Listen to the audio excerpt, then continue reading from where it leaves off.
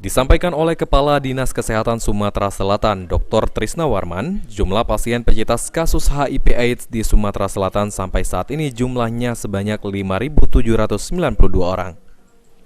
Kota Palembang menjadi penyumbang terbesar jumlah pasien HIV/AIDS di Sumatera Selatan sebanyak 3.463 kasus. Berikutnya, yaitu Kabupaten Banyuasin 270 orang, Musi Banyuasin 256 orang, Muara Enim 245 orang, Prabu Muli 213 orang, dan Ogan Ilir 136 kasus.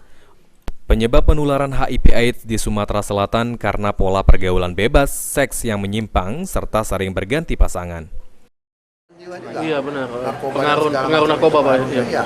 Dan juga terkait stelsel sosial. Jadi ini semua kompleks, semua tujuannya harus ada penanganan, harus ada memang suatu wadah untuk menangannya. Oke Pak, satu lagi Pak, seperti penanganan stunting dan sebagainya. Ya emang kesehatan, tapi semua mencakup semua. Untuk mencegah tertular HIV/AIDS, masyarakat disarankan menerapkan perilaku yang aman serta melakukan pemeriksaan kesehatan secara rutin. Penggunaan pengaman juga penting untuk mengantisipasi tertular. Aji Delia, PAL TV.